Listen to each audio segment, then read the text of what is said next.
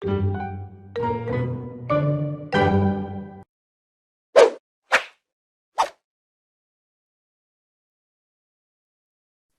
everyone, and welcome to another episode of GovCon Coffee and Issues with myself, Carroll Bernard, and I'm joined again by my co-host, Michael Lejeune, partner at RSM Federal. How you doing, Michael? Doing pretty good, man. Ready for the holidays, and I think today's going to be a good session. We're going to talk about the certification process and everything, and cover some really good ground. Yes, and as we record this episode, I put out a little LinkedIn post today saying December is a good time to have a good cup of eggnog and just basically work on those certifications because it's a little bit of a slower month. Yeah, I know entrepreneurs are always so super slammed, but especially with the federal government, tend to slow down a little bit inside of December and January. So it's kind of a good time to maybe take a little downtime and get through those certifications. And so this specific episode, we wanted to talk about some of the issues that potentially is going to be hurdles or roadblocks or frustrations, so that as you start to engage in that process, you can get through as efficiently as possible. So do you have anything to add into this, Michael, before we get started today? no, I think it's pretty good. There's a couple of different things about the certifications. We're going to talk about all of them, but it's knowing which ones are the right ones to go after right now. That's very important. Well, I think we'll talk about that a little bit, as well as like with the 8A one. I know that's a super attractive one for a lot of folks, but I always have people waiting a little bit on that. We'll talk about why as we go through today. So awesome. Well, let's go ahead and get started. And the first issue that I wanted to talk about is the issue of people may be getting certified for the wrong reasons, or maybe they think that, hey, I'm a aspiring entrepreneur, but I haven't figured out how to really create a lot of sales for what I do. So if I get this certification, then the floodgates will open. And I believe that's really not necessarily the right thought pattern to have. And I've worked with a lot of clients in the past who really didn't even have a business model yet. They came in because maybe they're a veteran, maybe they're a woman-owned small business, or maybe they're a minority-owned small business, and they don't even have something to sell yet, but they've got this certification. So they think that if I have the certification, then the business will come.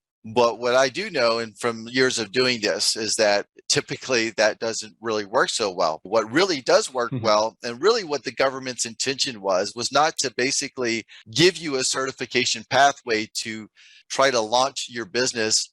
I believe the government's intention when they created certifications programs were to really help those that are already in business, as a minority-owned business, as a veteran-owned business, as a woman-owned business, to enable those businesses to be able to compete in a sheltered market, grow up a little bit, mature up, get some contracts under their belt, and then be able to then compete on their own. But really, to first get the contracts, you do really have to have something of value. Even when you think like, hey, I've got this product that I'm going to sell and I'm going to bring it in, and I'm a veteran and the VA has to buy from veterans, and so they'll have to buy this product from me. What they don't know is that there's a lot of other veterans that's already also certified, that's probably already also like competing inside of those channels, and they have evolved, they have matured, and they have a lot of good things that they're already offering to the government. So it's not only about getting the certification to get the contracts, but it's also to being able to see where you are maturing in your business enough so that the government, when they look at you, they trust you, they know you, they believe that you can get the work and get it done. Your thoughts on that, Michael? Yeah, no, I think that's really good. If Josh was here, I think we both know what he would say is your status is not your value. I've heard that from him for so long. And so people do believe that that status is the value they provide to those agencies. And if you think about it, like think logically for a moment, if an agency puts out an 8A contract, guess what everybody who bids on it is? They're all 8A. So whether it's 5 or 10 or 20 people, they're all 8A because it's set aside for 8A. So immediately that thing that you thought was your value, your 8A, is null and void. Like, I mean, it's a ticket to the show, but it's not going to get you the contract because everybody else has that. So that's just the equal playing field there. it really boils down to what is the value you provide? How do you articulate that value in order to win the contract? Because the 8A is not the value. So, but too many people will focus on, well, they need that. That's why they're going to contract with me. We don't necessarily think about the fact that there's 8,000, 9,000 8A participants. So there's all these people in the program. You're not the only one. And that is regardless of what it is. And so, and that's just one thing. And that's a program that does expire, whereas the other ones, those are typically permanent. They're not always, but they're typically more permanent types of statuses, certifications, whatever you want to call them. But those just kind of equal the playing field for similar companies. And so I do believe that was a lot of the intention there, was to help level the playing field for those companies that are in existence, to help them compete in a smaller pool. So they're not competing against the big boy. If you go back to the language of government contracting, it's the big boys, the Lockheed Martins, General Dynamics. The little guy like me, I can't compete against them head to head. I need some sort of advantage, whether that is my small business status, my veteran-owned status, my SDVOSB, hub zone, whatever it is. I need something where now they co-compete against each other and we compete as veterans against each other or whatever it may be. And that's a more level playing field. And I think that's a huge part of the intention there, is now the small business have their subgroups of level playing fields so that it's more fair. Yeah, and I want to make sure too, we're communicating that, hey, certifications have a value to them. They're like a value add. So, and it's basically like Mike said, it's opening the door, like, to some additional opportunities. And so I don't want to take anything away from the benefits of going through the certification process. I think that if you are a women-owned business or a veteran-owned business, or if you're in a hub zone and you want to get that certification, or if you're a DBE and you want to get certified through that program, or an 8A, get certified, with the exception of 8A because of the timing thing. What I really want to emphasize is, like, if you are eligible for 8A, make sure you're ready for business. And the SBA has a requirement that they be in business for 2 years because they want to see that these businesses have a propensity to succeed. But you could totally be in business for 2 years or 4 years and really not even be really ready. And so when you think about that, think about what can you do to really level up inside of your maturity level as a business, because the better you are, the bigger the contracts that you're going to be able to get. And I've seen people go through the entire 8A program and not get one contract, Yeah. And it's so heartbreaking to see, because once they use that benefit, it's gone. Yeah. And with COVID, that's really one of the first times in 2020 where people were able to pause their 8A for a year, for just because, hey, COVID's going on, we're going to let you pause it for a year. Other than that, the only time you get to pause the clock is if there's something just massive that happens. So say your spouse dies and it's very traumatic and you're like, hey, I just need to stop the business for a year. No, look, I mean, there's reasons why they would let you do that. But for the most part, the clock starts and it doesn't stop. And I do see too many companies that are like, hey, I'm a month into this game and I went and got my 8A. I'm ready to go, but I don't understand government contracting. I'm like, we're probably going to waste a year of your 8A. Yeah. It's probably going to be wasted just because of that. So, but that's okay. Let's get a move on here. Let's start making some stuff happen. The other thing that I think with 8A is people don't pay very close attention to things like their NAICS codes and stuff like that. And so when you're getting in, make sure you're choosing the right NAICS code for your size, because you can size out of 8A. Right. You could say, well, we're really a niche firm and we're in this niche NAICS code, and the small business standard on it's 5 million. And in year 2 or 3 of 8A, you're at 6 million.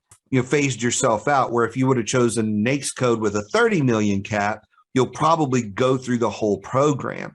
And the thing is, like, if you're just a small business, you can go change your NAICS code.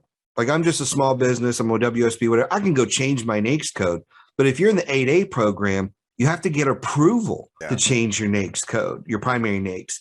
So there's little things like that. And where the, SBA may say, well, you really are that niche thing. You proved it to us the first time. And so we really want you to keep that. And you're going to phase out of the program.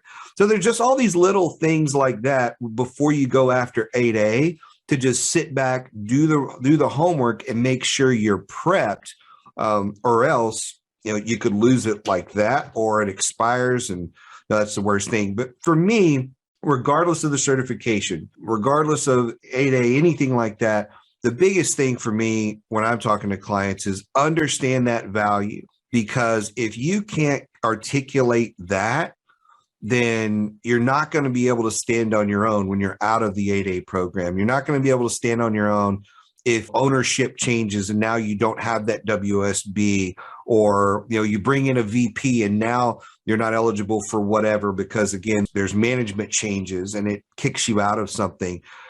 So really understand the value, because that will stand the test of time. It'll stand the test of ownership changes and all those kind of things. You can win regardless of all this. So if you don't have any of these, and you're just like, well, Mike, I'm just a small business, you can still compete and win. People do it all day long. Yep, absolutely, man. Yeah, these are just icing on the cake. Let's shift over to another issue that I see, and that's self-certification. And right now, most of the certifications, federal, I'm talking, you got the 8A program, you got the hub zone, those officially go through the SBA. Now the women owned is actually another one that officially gets vetted by the SBA. Then you've got the VA, the veteran certification, who gets, well, it's really a verification of the self-certification by the VA, right? Yeah. And so they verify, and then you get into the VIP database, but that's for mostly like VA requires it, and also FAA requires it. But for most other agencies, they still take self-certifications. The other self-certification that still exists as people go through their SAM registration is small disadvantaged business. And there's a question it'll ask people, are you a small disadvantaged business? And they'll say, yeah, I'm disadvantaged. I feel very disadvantaged right now. Well, here's the problem with that. Number one, if people don't really understand what that certification means, they're attesting to something that if the government starts giving them contracts and they're ticking the box, be like, hey, look at all the SDB dollars that we spent. And this has happened historically again and again in the past. Anytime there's self-certification, there's this big amount of money that's getting spent by the government with people who are actually not meeting by the letter of the law. That creates problems for the government, because in their goaling programs, when they're looking at goals, they're looking at a lot of people who are really not what they say they are. And for a lot of the businesses, it's kind of unintentional, but they're falsely attesting to something. So I see a continuation of this problem. And in fact, Stephen Coprince on one of my past webinars was talking about, there was like a look at some of the self-certified veterans that are out there, and there's 60% of them don't really meet the standards by the letter of the law. So if they were to go through the official verification process, they're not meeting the standards. What problem does that create? Well, if I'm verified and I'm competing against you, Michael, on a DoD contract, and I know that you didn't go through the process, I might actually protest you to just see if I could get you knocked out of the competition, because I'm playing by a stringent set of rules that maybe you're not playing by. So that's one risk, is to only be in self-certified, to basically maybe you're going to get kicked out of the competition. But also the other risk is that, if you are renting those contracts and then it's found out that like you're actually not what you say you are, you've got millions of dollars of contracts from the government, they might come after you. And we've seen issues of this in the past where sometimes it's like, well, okay, you didn't understand. But we've also seen issues where the government has been able to say, well, you fraudulently certified as this, and now you're paying a lot of penalties on the back end. So that's a major issue that I want to talk about, is just for a little bit, because we're also hearing a lot in the news about the President Biden's administration increasing the spend to SDB firms by 50%, right? Or by this exponential number. So what does that really mean? What does an SDB firm mean?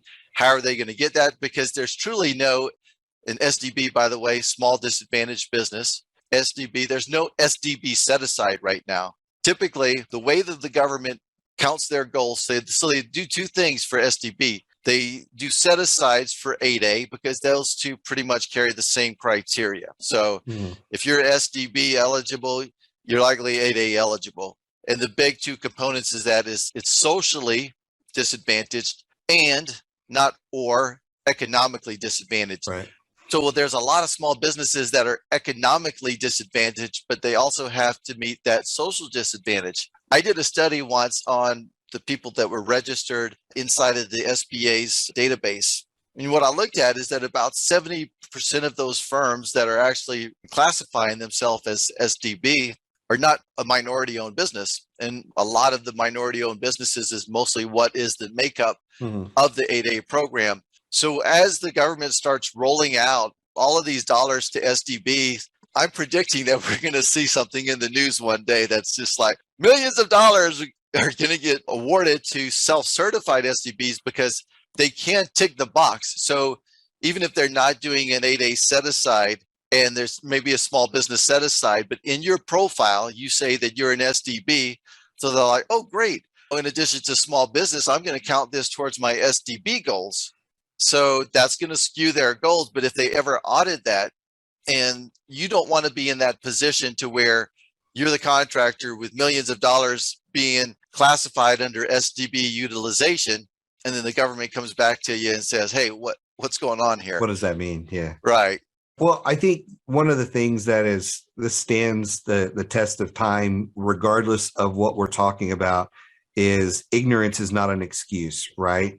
So if you think about breaking a law or whatever, they're like, hey, ignorance is not an excuse. That's number one. So you should be able to do your research and make sure you qualify. It's very clear on the SBA's website how to qualify as whatever it is that you're looking for.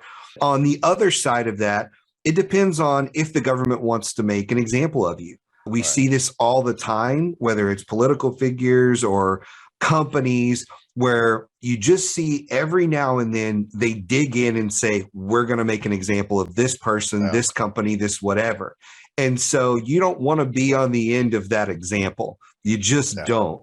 That's what I was telling people last year in 2020 when we were talking about all of the small business loans and the Paycheck Protection Program. I was like, for the love of God, don't take it if you don't need it, because I guarantee you 5 years from now, when the government's going back through, there's going to be so much fraud. Even if you did the right things, you're going to be caught up in audits you don't want to be in, because every time there's something like this, there's a massive amount of fraud. And so you don't want to be caught up or caught in a time period where the government says, let's go back and audit because we've seen a lot of problems, because they're going to make an example of you. You and I were talking before the show about one of the common ones is like, and I don't know if you're going to get to this in a minute, of like, say your spouse is the SDVOSB or the WSB or whatever, and saying, oh, well, we're just going to qualify for that because we're going to give them 51% ownership and we're just going to do this and do that. And then I get on a call with you as the client and I say, well, where's the W? Where is she? Or where's the SDVOS? Where are they? Right. And they're like, oh, well, they're not really that involved in the business. Like, hold up. Okay. Yeah. You know, that person's not involved, but for some reason you're trying to claim that. And so you're definitely going down the path of being made an example of. Right. On that specific issue, the business doesn't really understand the concept of ownership and control. Any certification that is based upon an individual's status, like a woman-owned business, the 8A, which is typically, for the socially and economically disadvantaged individuals who own a business, veterans, veteran, right? And so those are all based off an individual or a group of individuals. Now it's easy to say, hey, you know what? We put 51% in the veteran or the woman. And I heard this a lot, I'm going to put the business in my wife's name so we could go after the WSB certification, but that doesn't jive with the certification committees. Now, I think before it was self-certification, but now with the woman-owned, you'll start to see less of people getting certified because they're going to be looking at that. So that's going to be a hang up. But you got to take into the control component of that and understand really what that means. And when they look at that inside of the certifications for those, it's like, okay, yes, one or more individuals comprise the 51% who is eligible by that certification. And they also control the business, which means the veteran or the woman or the person who is socially and economically disadvantaged, they have the highest officer position. They manage the day-to-day operations. They have a full-time dedication to the business. And so those are things that a lot of people don't see, the newbies coming in, trying to get these creative structures going. And I got to tell you, man, I've seen this a lot, and it really, I advise against it because it creates really a lot more hassle to just try to even do all of that stuff than to just go out and just participate in the small business set-aside marketplace. Right. Because there's a lot of opportunity just within small business set-asides. And if you want to get access to certain veteran or woman-owned small business or 8A contracts, go out there and partner up with one of those firms that are already certified to go after it together. Yeah. You talked about something a minute ago here that I want to go back to about the president trying to increase the goals. And I think that's something that's very misunderstood as well, because I've offended people in the past by saying, hey, the goals don't really matter at the end of the day in some places. It all boils down to the organization, right? The organization, that commander can say, hey, my priority is X or my priority is Y. And when you're looking at your priorities, I think everybody to a degree tries their best to hit the goals. But in certain situations, we have to look at what's going on in the economy. And like last year, we had half the contractors and double the contracts. So like, what's a contracting officer to do? Well, they've got to fill the contracts. And so sometimes it's not going to be hitting a goal because, hey, we didn't have anybody. Nobody wanted to bid on this. I can't tell you how many contracts go with no bidders, no RFPs turned in because there aren't people. And I think we're going to see that based on last year, this year, and next year, just some of the impacts of what COVID did to push people out of business. So we're seeing, on one hand, we're seeing government contractors shrink. I think there's going to be some new ones come in, but they're going to take a while to learn things. And so I think it's going to be an interesting next 24, 36 months in looking at those goals to see, is it even possible for them to hit the old numbers, much less the new numbers, given just the contractor base? Because of what's happening there. And you've, I think, made a really good point about this previously when we talked about infrastructure, where there may be enough companies, but a lot of them are tapped out. So if I lost employees during COVID and I'm still operating because we've managed our books properly and everything, we've probably shrunk a little bit. And so I'm not going to chase as many contracts this year because I just don't have the people. And so again, it's not to say that there's anything wrong with increasing those limits. I just think it's going to be very difficult for the government to hit them because of the size of the contractor base. And so that's going to be an ongoing issue for the next 24, 36 months. Well, yeah, because the firms have to be procurement ready.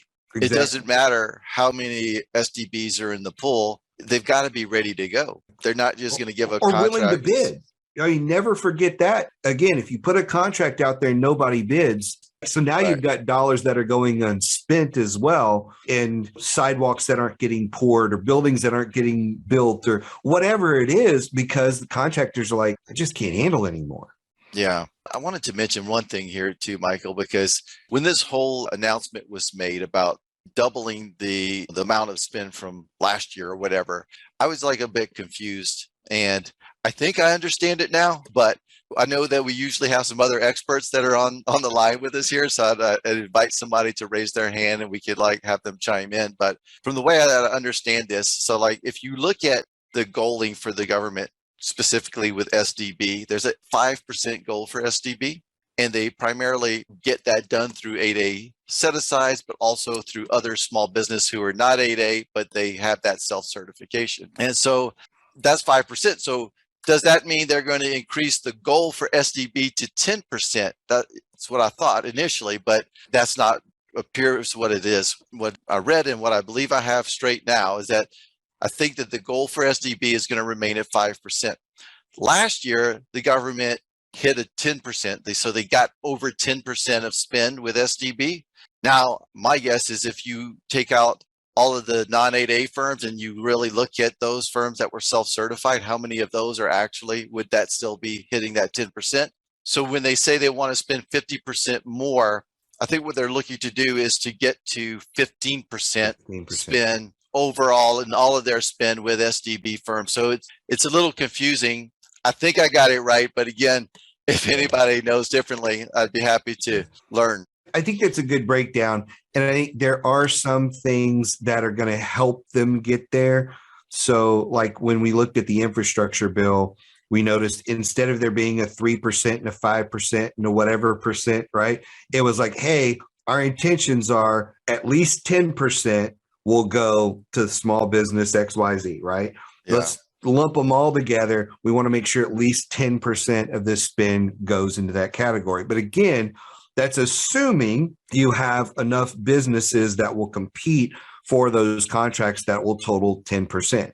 And so we will see if that's the case. It really, again, depends on the contractor base, and we're not going to know for a little while. And then you've also got the challenge that I mentioned in the infrastructure bill, where we're not going to see infrastructure bill dollars in every department for 9 months from now. Right. And so when you're looking at that, now you've got companies that got into the market, thought they were going to get money really, really fast, and now they find out there's a 6-9 month wait. Will they make it? So when I look at that, I don't know if we're going to hit those numbers, given how far we're pushing that money out in most of the agencies. But I think just saying, hey, across the board, we're going to try to hit these numbers.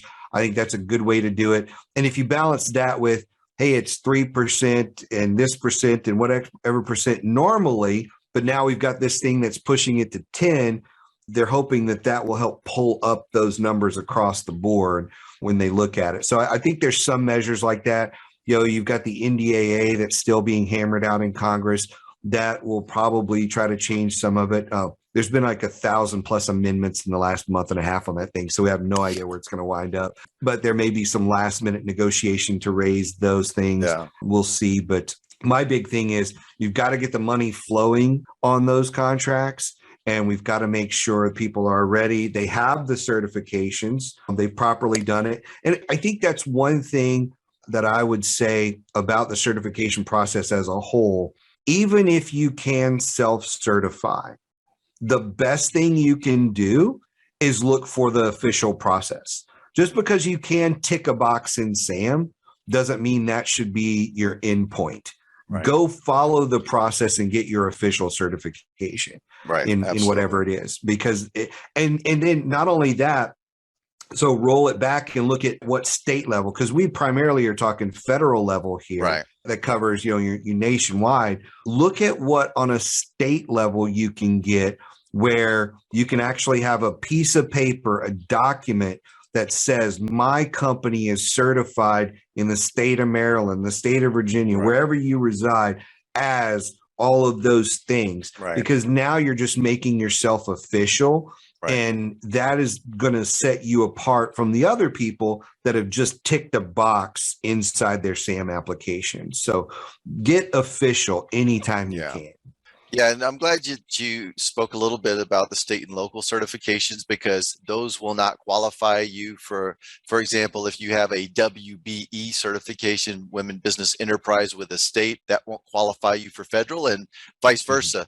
Right. Certified for the WSB on the federal side won't qualify you for your state. So you have to go through that process with your state separately. However, a lot of the stuff that we talked about here today will apply also to your state, like the ownership and control. If the certification is based upon you as an individual minority or a woman-owned business or a veteran-owned business, a lot of that ownership and control will still apply. And the biggest thing with all that is make sure you're keeping the documentation on all this stuff. So don't just submit it online, but you don't have copies of your write-ups and all of that kind of stuff. Keep copies of all that so you can quickly go to your state and fill out those, or go to the Fed and fill out those, and they match. That's always a good thing, that those things match. And then when you're done, here's something that I recommend as well. When you go through and get all of those things, go in and check the systems and make sure they're showing up. Make sure that in the dynamic small business search that it shows up in your paragraph that you have all those things. I was just doing this with a client this morning, and she was like, I know this company was 8A and it's not showing up in SAM. It's not showing up in the DSBS. Yeah. Did they lose their 8A? And I'm like, for all we know, somebody went in and updated it, or it was with the WSB update, something happened and wiped it out, and they never went in and checked their profile. So periodically check your profile and make sure all your stuff is in your profile. Right. Because it could be something that simple. I'm like, I went to do a search in that state on 8As, and I'm like, they're not showing up in here. And I checked all they're not showing up in here. And sure enough, everywhere, none of their stuff was in there. But I know they've been awarded like $38 million in 8A contracts over the last 7 years or whatever it is, right? So from the other client's perspective, guess what they're going to do casually? Next time they talk to the contracting officer, they're going to say, hey, Bob's no longer an 8A. So when this comes up for recompete, you got to kick him out. You know, they're going to softly position that stuff. Unless Bob actually is an 8A, which there's a lot of things that can get you kicked out of that program, not just ownership and control. But anyway, those are just things when you're thinking about your competition and you notice they're not one of those things, like you said earlier, that's a very quick way to file a protest and say, hey, we've searched and they are not 8A, this, that, and the other. You need to go back to the drawing board on this. You need to go to the second contractor. Oh, that happens to be us or whatever. And now Bob's in a fight for his life to keep the contract because he wasn't, keeping his records up to date online. So, yeah, that's true. Because you do have to, for some of these programs, recertify, with the 8A, it's like an annual. It's annual. Yeah, it's an annual kind of update, really, but it's kind of, you go through the same process again to make sure you're maintaining eligibility. So understand what that is so you can maintain your eligibility, and you actually mark a date on your calendar to go through that process. And just like I said earlier, sometimes you will be caught in a situation where you're going to be made an example and you didn't meet the deadline. And so now you're no longer eligible and you're going to get kicked out of the program, even if it was a day. Something was submitted wrong.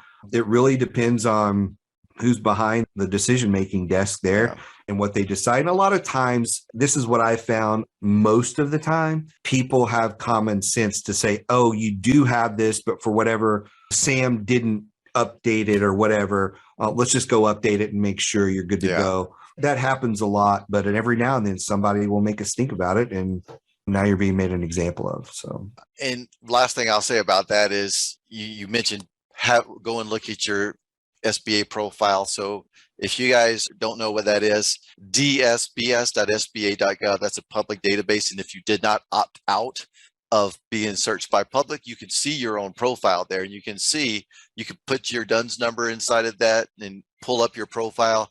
Look at what they're basically certifying you as. I know that there was like a lot of, when this whole WSB went from self-certification to official certification, they added a new box in there to indicate whether or not the women-owned businesses had gone through that official certification. And at that same time, there was new policy that was implemented by the government agencies to say, okay, now this is where we're now going to go inside of this DSBS database to look to see that they actually went through the SBA's certification. And like also if they're 8A certified or hub zone, they'll have the little boxes ticked there. So like Mike was saying, if you go there and you don't see those boxes ticked and you've gone through the process and you believe that your certification is active, my suggestion would be contact your local SBA office, look for the business opportunity specialist.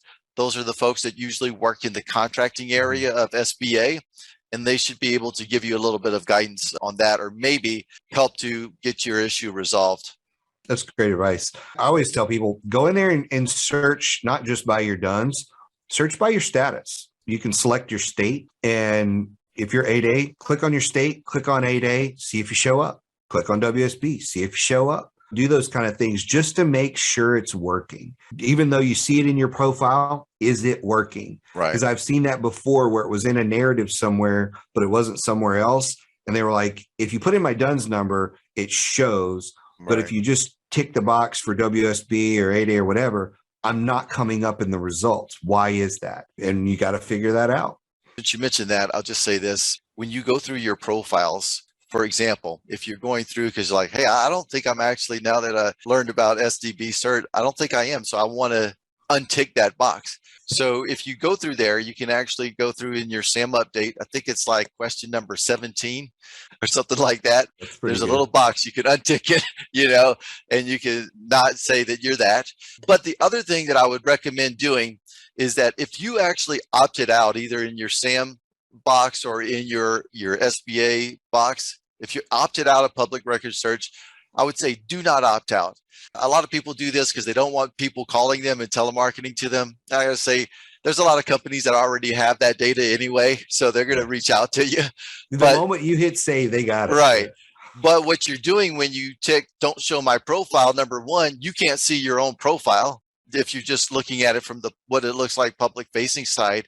And also, if you want to be a subcontractor, you know, a lot of primes look at that DSBS database to look for firms that have the certifications that maybe they're trying to increase their goaling or their utilization under a certain project. Right. So when you opt out, they are not seeing you either. Only really government agencies can see you. So that would be my suggestion. And actually follow it all the way through. There's two sides. There's the SAM side. Then when you get to the SBA, you click the little box, you jump over there, and then there's the SBA side. If you do need some help with that, I would recommend working with your PTAC. They can help you do those like tick boxes or just get you set up in the right way. So reach out to the PTAC. But there's one more thing I wanted to talk about real quick too, which is it really causes a lot of delays and denials out there for certification. So what I would recommend is as you get certified, look at the required set of documents that you have to upload into the government system for them that they're going to look at. But when you do that, I would recommend, if you have a partner in your business, you might want to work with a GovCon attorney to just look over everything for you, because there's little things sometimes where the bylaws or something is not set up just right, where the government can come back and be like, oh, we don't like this provision that's in here, you know, because that will show that they're controlling your business in some way. And so when we come to the control issue, that could create a denial, which will ultimately create a delay. And ideally, people want to get through these certifications as quick as possible. Again, all of the PTACs out there are really great to work with. But just from a structural standpoint, if you want somebody to look at your bylaws that you've set up with partners or multiple partners, I would suggest using an attorney. We have some that we know. If you want to reach out, feel free to do that. And I'd be happy to send you to some GovCon specific attorneys that basically that's all that they specialize in. So they can take a quick look and say, yep, you're good to go. Then you're going to have a clean set of documents to upload into the portals. Now, a lot of times you might see on a government website that certification usually takes 90 days, you know, unless there's some unforeseen circumstances. But what does 90 days mean is that 90 days from the submission of a complete application. So if there's something where they say, hey, upload your joint ventures agreements to this box here, and you don't have any joint ventures agreements, don't just upload nothing. Actually make you a little page and say, you know, this section is NA, and upload that so that when the government goes through, they don't see like something's missing. Was like, hey, I don't know if they don't have any JV certifications or joint ventures. So go ahead and upload to every spot in that flow. So that way you got a clean set of documents if you've had your attorney review it in a partnership.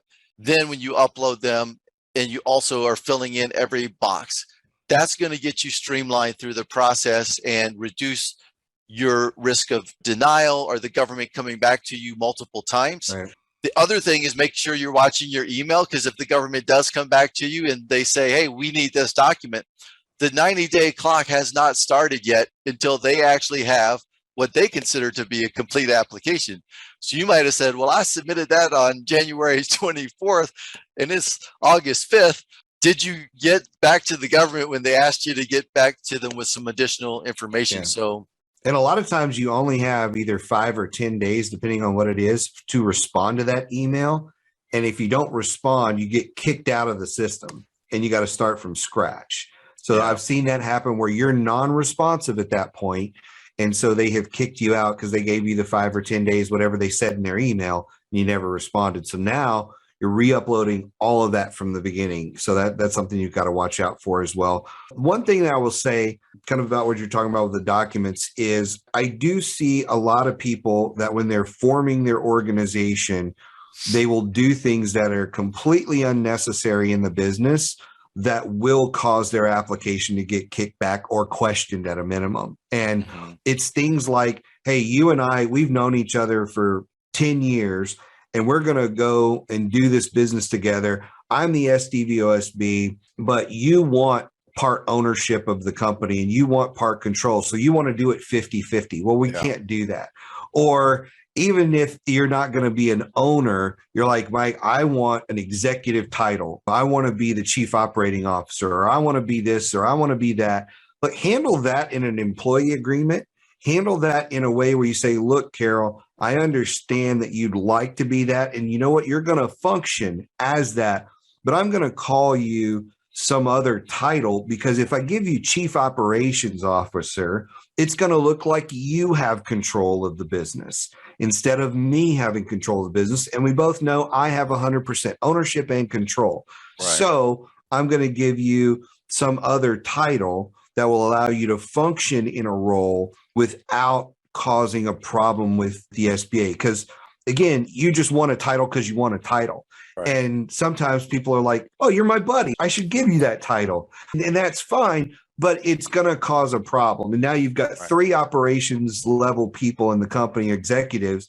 You got a VP of this and a director of operations and a COO and a whatever. And now you've got cause for concern with the SBA. So just because somebody is your buddy, just because you're trying to lure somebody over onto the team, you've got to stick to your structure and not cave to all of those kind of things, because again, you won't get certified because of those things. So. Yeah. And the last thing I want to say on that too is update your LinkedIn profiles, because the government will be looking at your LinkedIn yes, profiles. They and will. if you say you're the president of this company, but it shows you working full time for Cisco, they're going to first question like, well, how can you actually be the president of this company and have that full-time devotion to it if you're working full-time as like the IT director at Cisco? Yeah. That's a big one. Yeah. Or maybe you did transfer and you just didn't update. But again, we want to eliminate those hiccups inside of the process. Yeah. So not only your LinkedIn profile, but your website. I've seen people have that kind of stuff on their website too, where they have their resume on there, and their resume actually has 2015 to present. I'm at Cisco, and I'm 2020 to present. I'm the director of or president of my company. There's just little things like that where we don't pay attention to that detail, or we don't update something and you get questioned, and it, at a minimum, it causes a delay and a problem. And now you've got to explain it to people. So you can put a lot of things in people's employee agreements and things like that for compensation and how they're going to do their job that won't affect the bylaws of your company or any of those kind of things, control issues. And so those are just important things to look at. Yeah, so let's break it down and let's kind of close out with a few suggestions based upon what we talked about here. One thing is that, again, remember your PTAC's out there, but there's also other partners out there that can help you. Sometimes those MBDA centers out there have resources that may be well versed in certification. And so if you're working with any partners, look to get some support from them where you can get it. A lot of the ones that are funded by government agencies are no cost to you. So use that.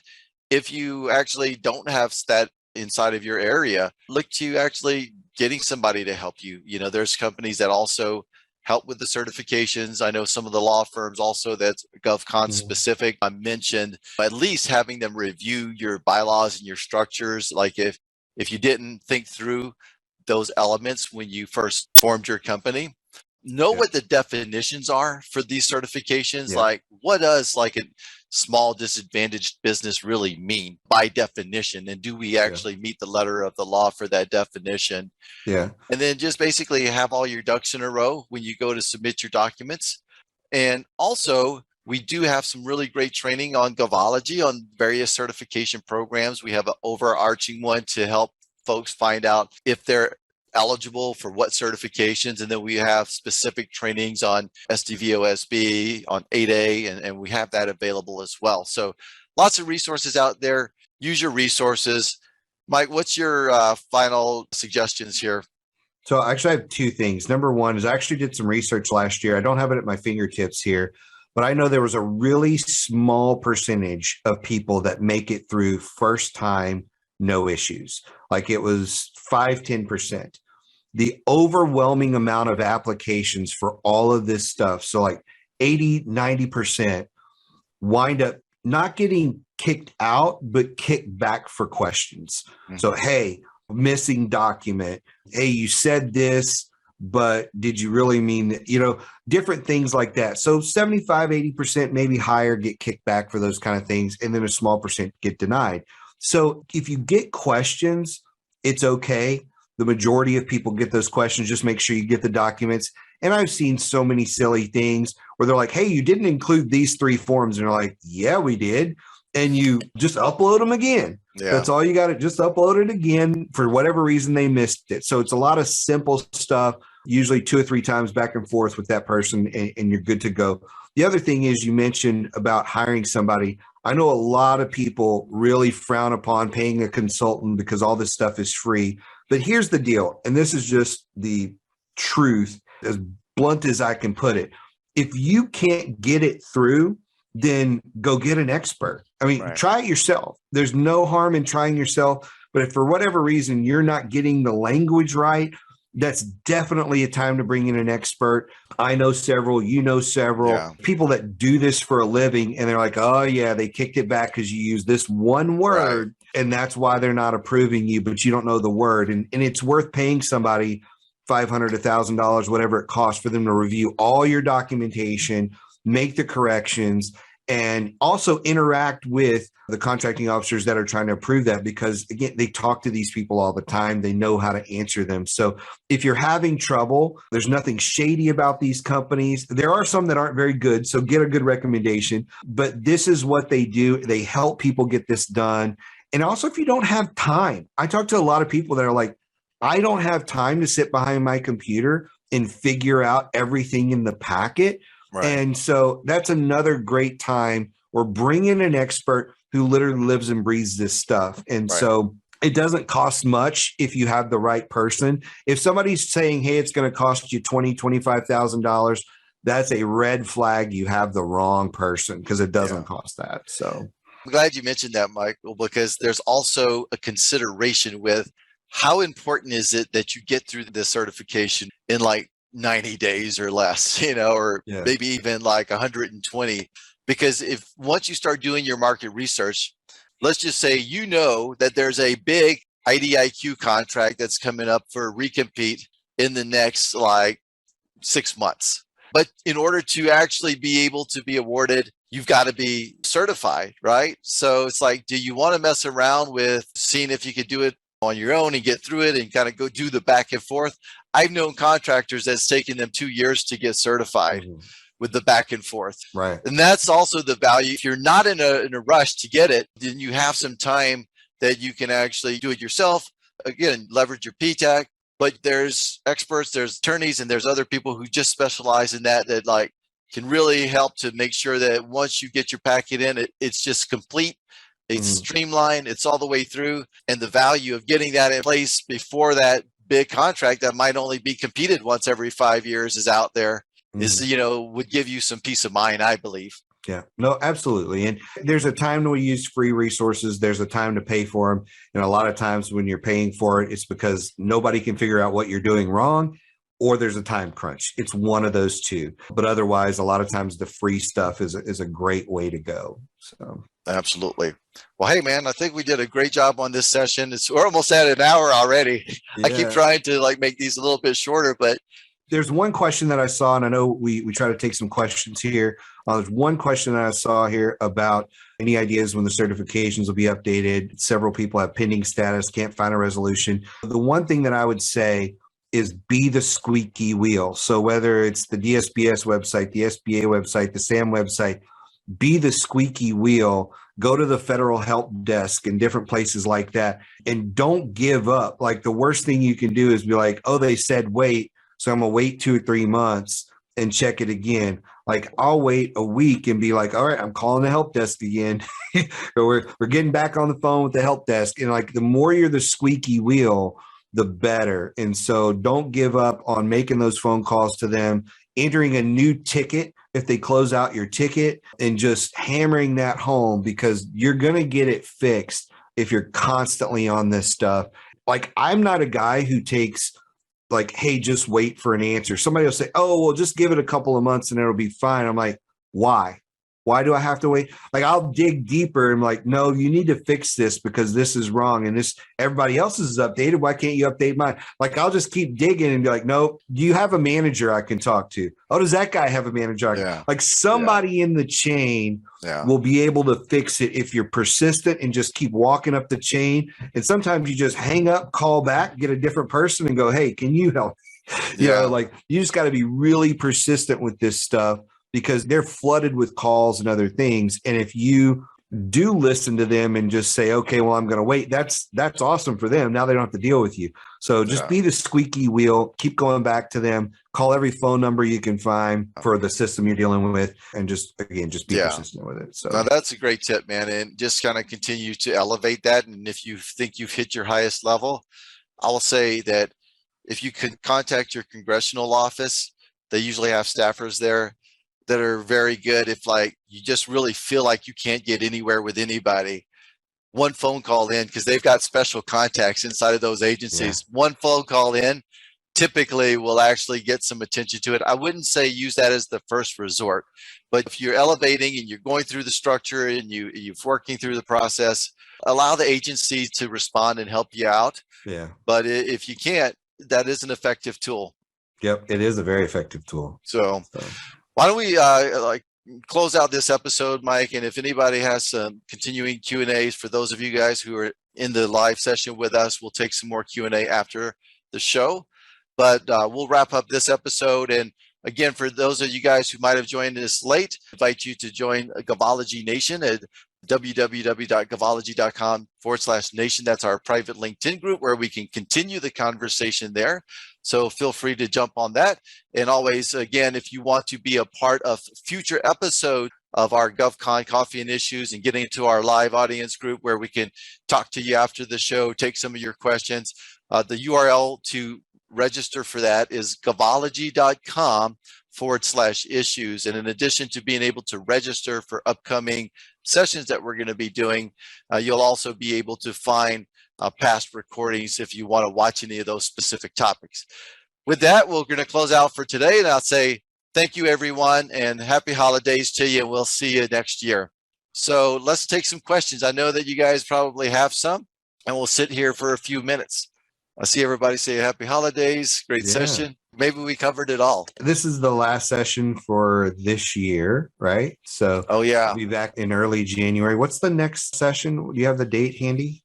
You know, I'll have to look again, but we're going to post that. So if you're going to our Gavology Coffee and Issue, like gavology.com/issues, this would have been the last session that you could register for. So I'm going to be resetting the new calendar. So when you go there, you'll see the next sessions. I think we might be starting back again in like the second or the third week, so that we can basically get through the first period where everybody's kind of getting back to from the holidays and getting settled. But we'll have those dates there.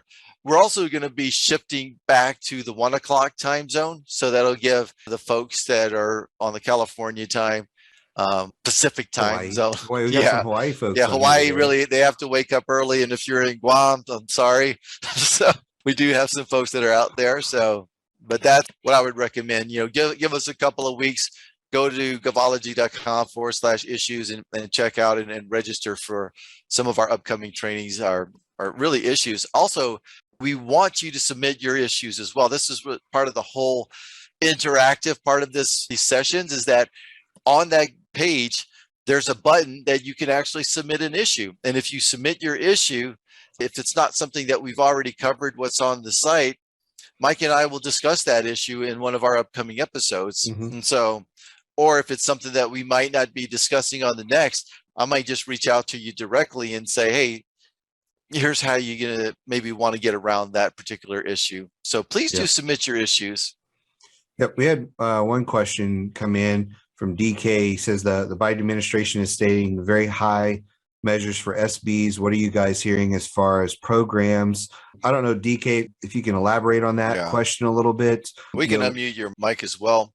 But again, therein with that question, I think sparks confusion because SBs is not SDBs, right? There's been a lot of talk about specifically the SDBs and the small businesses together. But when we're talking and we're looking a lot about the SDB programs and the increased spending, those are not just regular small businesses necessarily. And that's what we talked about in the earlier part of the episode, is like really understanding what is an SDB, who's this increased spending going to be going to.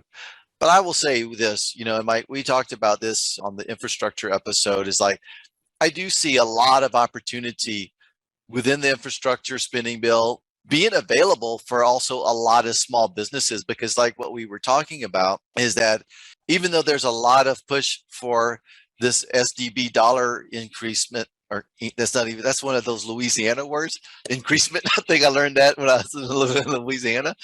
But those opportunities will also flow through, and they're going to see a lot of those in the form of just straight up small business set asides as well, because sometimes there's not going to be enough legitimate SDBs in the program to probably get all the work done for the opportunities that's going to filter down as that infrastructure spend starts to roll down to contractors. And that's the recurring theme that I see is government, regardless of administration, is always a little disconnected from what's going on in the market. I'll just be blunt about it. I mean, that's kind of what I see.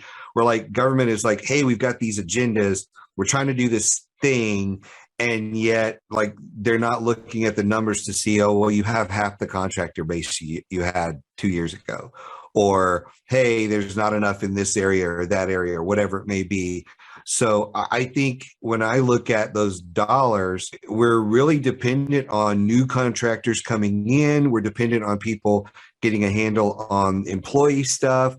We've got vaccine mandate stuff causing issues, which I think is why that's being held up at the moment. So there's all these little things playing out. It's really hard to say, hey, we're going to have more spend when you just eliminated 1,000 small businesses with this mandate or this rule change or this whatever, and now they can't compete. And so it's just one of those things where you don't necessarily have both parties talking to each other enough to say, hey, we just can't comply with this yet, or whatever it is.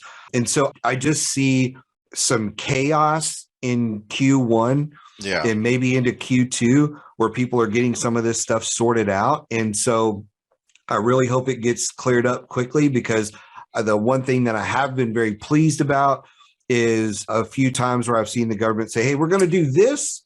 And yet they've said, oh, crap, like with CMMC, this is a total disaster. Let's just kick this can down the road 2 years. And so that was helpful for the government to recognize that and say, we've totally missed the mark on this. We're just going to pull this. And now that burden is off of small business, because that was a massive factor that was going to take out a lot of small businesses. And I think a lot of small businesses said, hey, we're no longer going to pursue government as the CMMC deadline was closing in, and they shifted focus. And there's a lot of people that don't know that's not a requirement anymore. So we've got to bring those people back. And I mean, that's a legitimate thing that happened. So there's just a lot of chaos to me in the small business market over the decisions these people are trying to make and try to keep the lights on. And so hopefully those get cleared up in Q1, Q2, and we can get rolling. And I see a huge opportunity for growth in those areas, but we're going to need to settle down a little bit, if you will. So, yeah. And the big thing here too, I want to just go back and reiterate, is that if you really want to take advantage of the increased spending that's going to be happening, yes, do get your certifications. Also, make sure you're working very strongly on your foundation so you can level up and be ready, because while some small businesses have challenges getting the contracts, whenever this big spending comes through, and we talked about it in, a few times on a few podcasts that we did, but, back in my day when I was in contracting and there was the stimulus spending that was coming through, we were having a hard time finding contractors to really bid the work. And also, if you ask any prime contractor what's their number one challenge in terms of maximizing utilization by the small businesses, oftentimes you will hear that they say that they have a very hard time finding the well-qualified certified businesses, so make sure you're well qualified. I know there's a lot of great programs. Again, we mentioned, like, if you're a minority owned business, the MBDAs, but we've talked about some of the SBDCs and some of the other programs before that help to support your foundation. Yeah. So make sure you're always leveling yourself up as a business. You're continuously working, because business is always an evolution and you never stop working on evolving. And the more you evolve up and mature up, the better you will be ready to go when the government says, we've got this set aside that we want to hit, and they can really start utilizing you. So let me address what you just said there as well. So what does it mean to be qualified? Exactly. It doesn't mean that you have checked the boxes for all of the statuses. That just means you're certified. That's not qualified. So they have plenty of people that are certified, but when I sit down and look at your capability statement, when I look at your website, when I have a conversation with you and I don't hear the value you provide, I don't hear the past performance that you've worked through, you're not qualified. And so being able to show up as qualified is different than certified. Qualified means we've looked through our past performance and gone, what have we actually done for our clients? And it's how you communicate value. I feel like I'm stealing Josh's thunder because I know if he was here, this is where he would, it as well, right? He would be all over this. We go through this process with all of our clients we used to call it competency mapping. Now we call it value mapping, where that's the whole focus of it. And anybody can do this. It's really just looking back through your stuff and saying, if I were to give my corporate overview to you, and my corporate overview sounds like, we were founded in 2010 on integrity and excellence and cutting edge technology in the industrial whatever space, blah, blah, blah, blah, blah. I mean, you sound like the Charlie Brown voice at some point because you're like, so what do you do? I feel like the Office Space moment. You're like, you hear those corporate overviews that sound like that. And you're like, so what do you do, Carroll? And you're like, I just told you we were founded on cutting edge technology in 2010, and we are, the best at what we do, and we strive for excellence, and we have a great culture statement. And we deliver on time and within budget. And I'm like, okay, so what do you do? What value do you provide? And at some point you're offending that person, but I'm like, look, you have not told me anything that qualifies you to win this contract. You haven't communicated about your past performance. You haven't communicated about who your past clients are. You haven't told me how you actually do anything. Yeah. And so when we're talking about value, it's how many users are impacted by your stuff. So like, that's always a big one of, hey, our contracts with the Air Force support 450,000 users worldwide in every state or, 27 countries or whatever it is. We've got this one program we rolled out for Nike that impacts 4.5 million users. And here's how we do this. We cut costs. I had a client the other day. This was nowhere in their website, but I dug deep and I found this. They cut the expenses for Blue Cross Blue Shield by $1 billion a year for the last 23 years. And I'm like, that's nowhere in your like, so you've saved your one client, $23 billion over the last 20 years. I'm like, yeah, that's just one client. Like, okay, let's get to the bottom of this, right? And like, why isn't that anywhere in your stuff? Yeah. But it's just about getting to the bottom of what you actually do provide for people. And that's how you're qualified. And you may say, look, well, I'm brand new in business. My company hasn't done a lot. We haven't won our first contract. Well, what did you do in your past life that made you qualified? Let's talk about that kind of stuff. So I think there's such a big distinction between certified and qualified. And people get caught up in focusing on certified and feeling like, again, that's the value. Yeah. And it's just not the value you provide. What are the metrics? What have you done? And, I've had contractors that went to primes that say like, that try to work with a prime and they're like, well, come back when you got your 8A certification. Well, if you actually had value beyond certification, I would go back to them. I'm like, well, hold on. we have some other value that we add that I would like to share with. And Right. probably what sometimes those folks are saying without saying it is that, like, come back when you're a little bit more mature. Yeah. You hit the nail on the head there. Like, if you get that response, you've not communicated any value. Yeah. Because if you've communicated value and you will make them more competitive, they will find a way to work with you. Right. You don't have to have the certification. Yeah. And like the certification down the road will be icing on the cake. Yeah. There's a question in here. It says, I know the 8A program certification will show up in SAM.gov when SBA submits it. Does the WSB certification work the same way? With WSB certification automatically show up in SAM.gov by SBA certification submission? And I think the short answer is it should show up in SAM and your DSBS profile is what it should do. Yeah.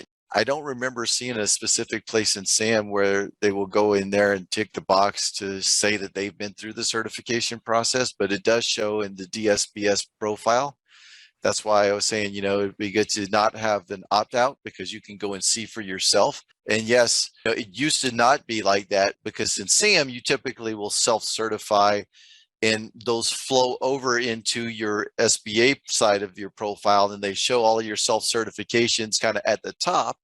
But then if you've actually gone through this formal certification process, now there's a new field inside of that where it used to not exist before, but after the SBA implemented the new requirement for certification and they're actually vetting WSB certifications, there is that field. So once you go through, you can watch. If you get a letter that says, congratulations, you've been certified, then go to your own page. Again, that's dsbs.sba.gov.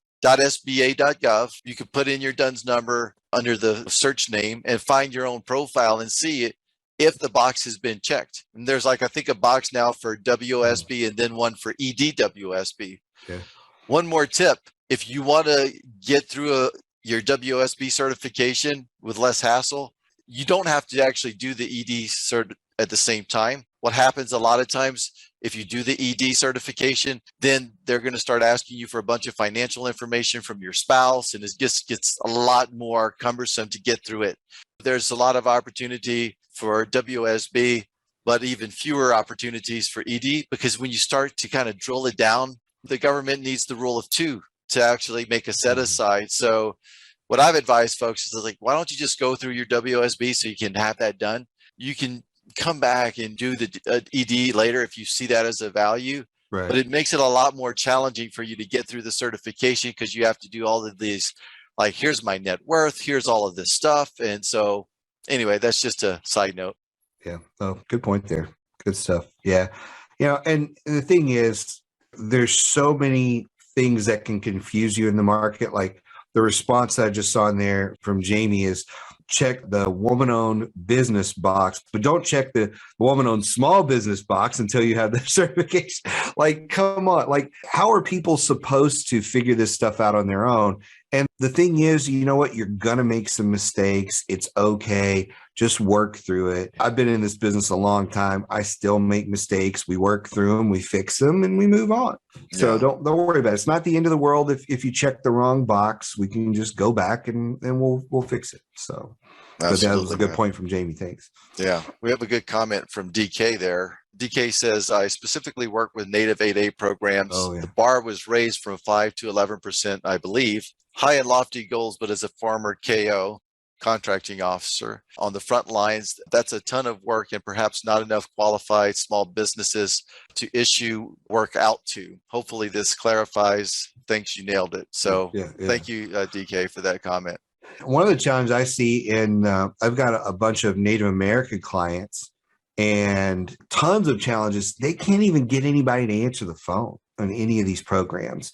And so I had one the other day that was like, hey, we just got awarded a new contract and a new contracting officer, don't know who it is, got a name, but it's just so disconnected sometimes in that where, you're just chasing your tail. So I think there's a lot of work that needs to be done in there. I did see in the infrastructure bill a lot of money towards tribal programs and different things, not only for infrastructure, but for planning and training and strategy. And there's just not enough time, not enough budget for them.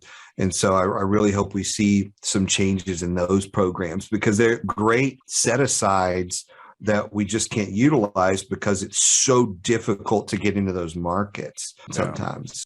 Yeah, absolutely.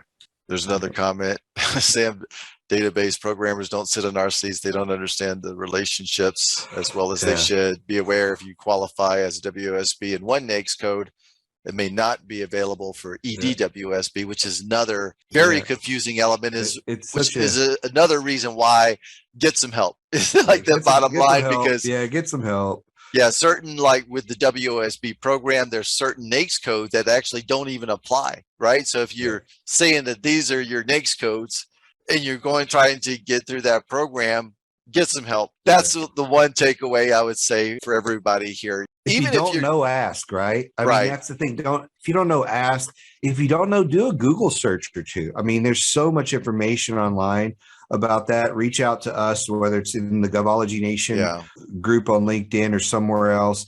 Get a second, third, fourth opinion sometimes about this stuff. Because sometimes, once you've heard it from 2 or 3 people, you're like, okay, this is what I need to be doing. But miss how stable and reliable SAM.gov was before the beta SAM integration. And now just how you're like, man, I don't even know if this thing's going to work today, so. Yeah, man. And every time there's like a change, there's typically a hiccup. And what I say to people with the frustrations about that, be a little bit patient, use your resources as you can. Again, we've mentioned PTAC a couple of times. I think that Jamie, who's here, is also a PTAC counselor. So thanks for sharing some comments, Jamie.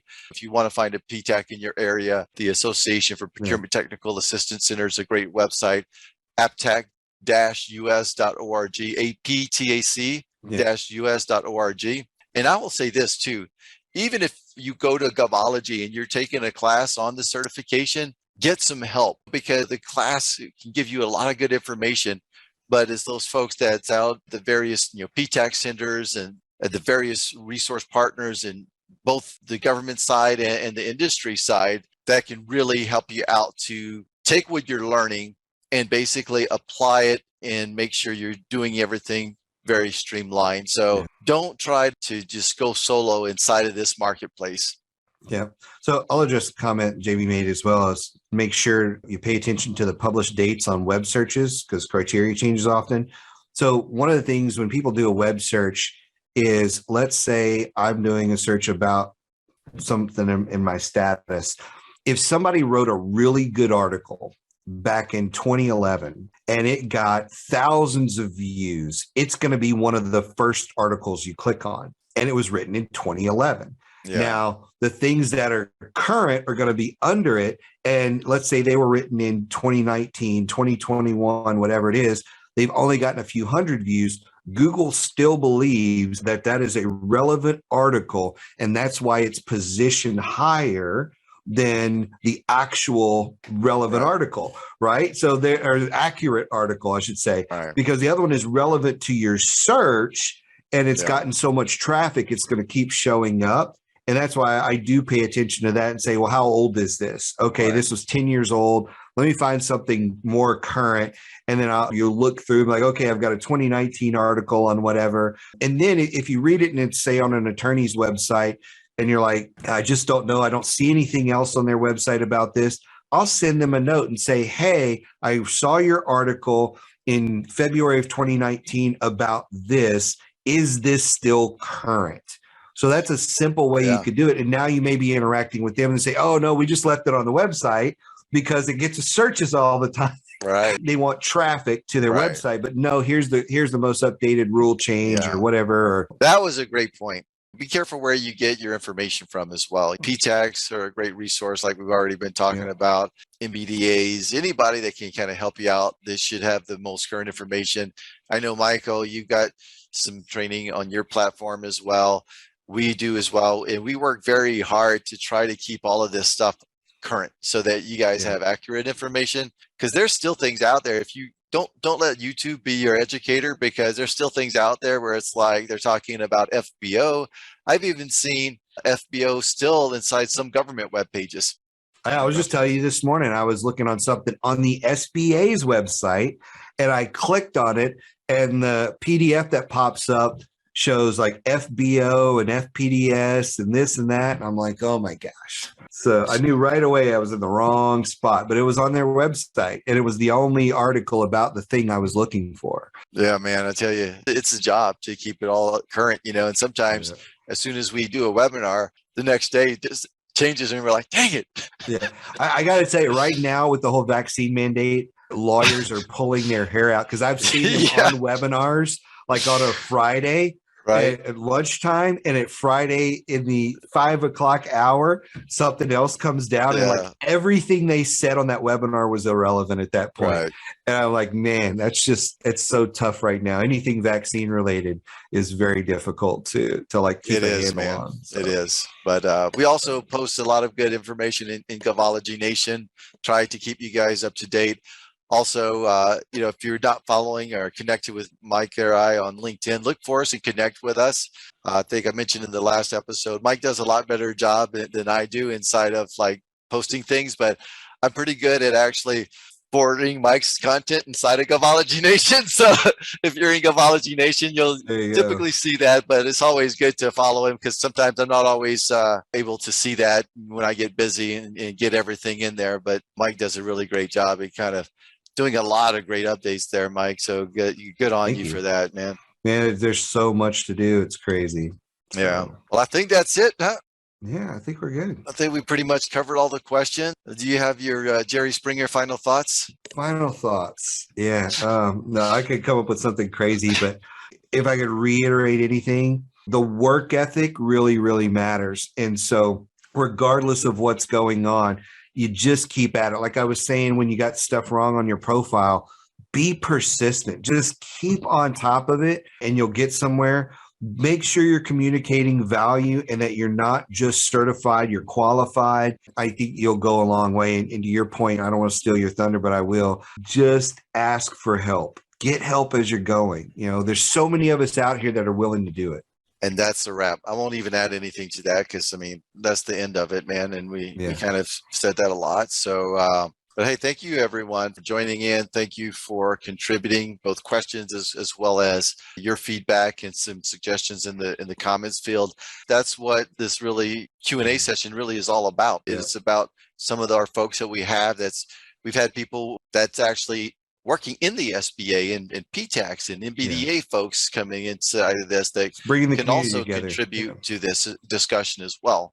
So that's what I love about post-show Q&As, because it's not just a Q&A, it's also our ability to actually take in some feedback and to try to get some additional insights that maybe we didn't share. Good stuff, yeah. Well, we'll see you all in January. All right. Merry Christmas, happy holidays, and happy New Year to everyone. 22 is going to be an awesome year, I feel. Yep, absolutely. All right. Take care. Thank you.